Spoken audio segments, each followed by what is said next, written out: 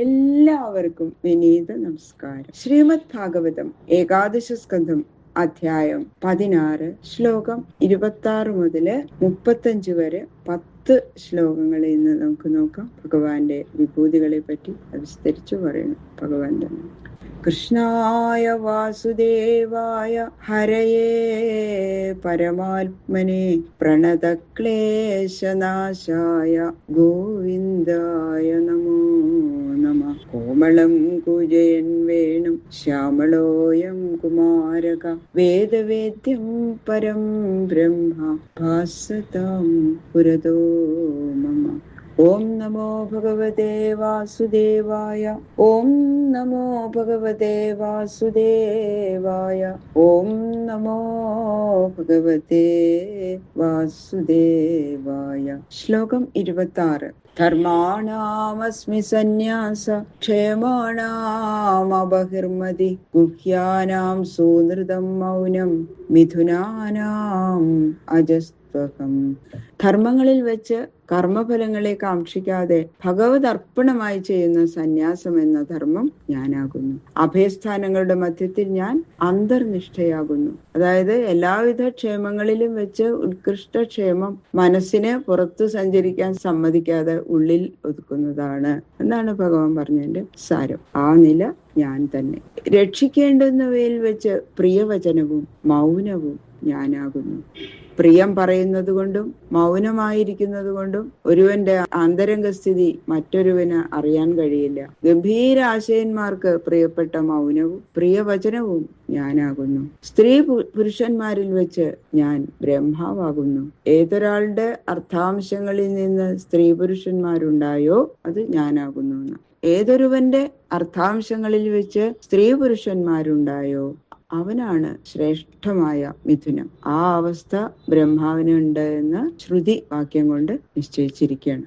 സംവത്സരോസ്മി അനിമിഷാം ഋതൂനാം മധുമാധവൗ മാസാനാം മാർഗശീർഷോഹം നക്ഷത്രാണാം തഥാഭിജിത്ത്. ജാഗ്രതയുള്ളവയിൽ വെച്ച് ഞാൻ സംവത്സരമാകുന്നു.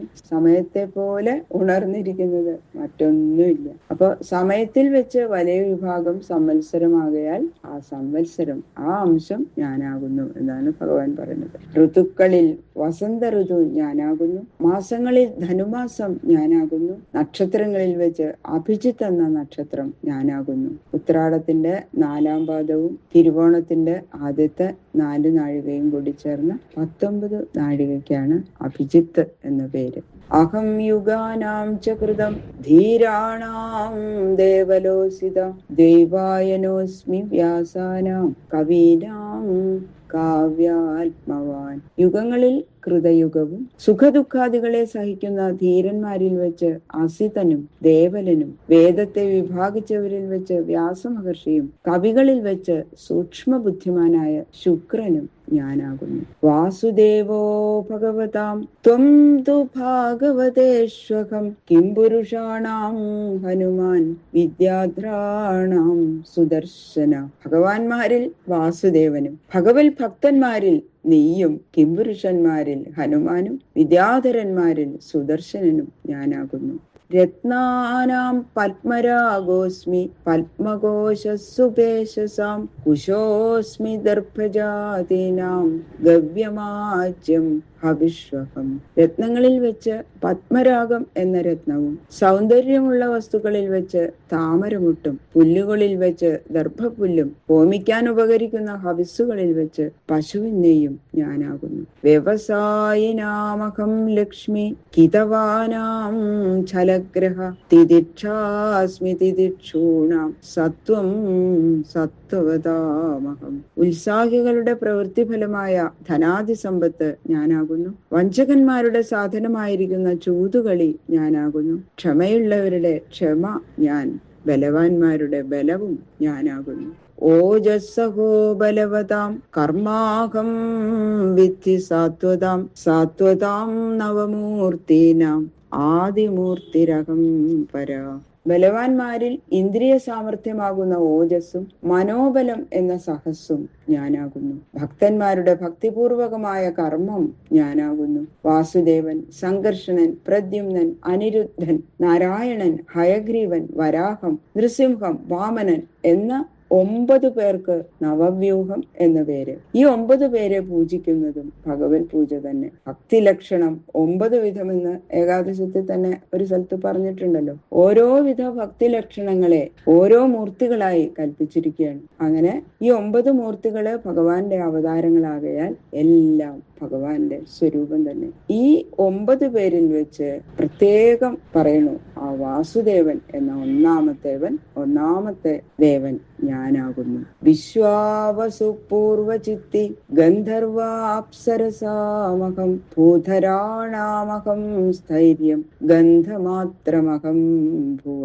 ഗന്ധർവന്മാരിലെ വിശ്വാവസുവും അപ്സരസ്സുകളിൽ പൂർവചിത്തിയും ഞാനാകുന്നു. ഭൂമിയെ ധരിച്ചു നിൽക്കുന്ന പർവ്വതാദികളിലുള്ള സ്ഥിരത എന്ന ഗുണം ഞാനാകുന്നു. ഭൂമിയിലിരിക്കുന്ന ഗന്ധമാത്രം ഞാനാകുന്നു. അപാം രസശ്ച പരമ തേജിഷ്ഠാനാം വിഭാവസു പ്രഭാസൂര്യേന്ദുതാരാണാം ശബ്ദോഹം നഭസപ്പര. ജലത്തിലുള്ള പരമരസം ഞാനാകുന്നു. പ്രഭയുള്ളവയിൽ വെച്ച് അഗ്നി ഞാൻ. സൂര്യൻ, ചന്ദ്രൻ, നക്ഷത്രങ്ങൾ ഇവയിലിരിക്കുന്ന പ്രഭ ഞാനാകുന്നു. ആകാശത്തിലുള്ള ശബ്ദവും ഞാൻ തന്നെ ഉദ്ധവ. ബ്രഹ്മണ്യാനാം ബലിരഹം വീരാണാമഹം അർജുന ഭൂതാനാം സ്ഥിതിരുൽപത്തി അഹം വൈ പ്രതിസംക്രമ. ബ്രാഹ്മണ ഭക്തന്മാരിൽ വെച്ച് മഹാബലി ഞാനാകുന്നു. വീരന്മാരിൽ ഞാൻ അർജുനൻ. ഭൂതങ്ങളുടെ ഉൽപ്പത്തിയും രക്ഷയും നാശവും ഞാനാകുന്നു ഉദ്ധവ്. ബാക്കിയുള്ള ശ്ലോകങ്ങള് നാളെ നോക്കാം. സർവത്ര ഗോവിന്ദ നാമ സങ്കീർത്തനം. ഗോവിന്ദ ഗോവിന്ദ ഗോവിന്ദ.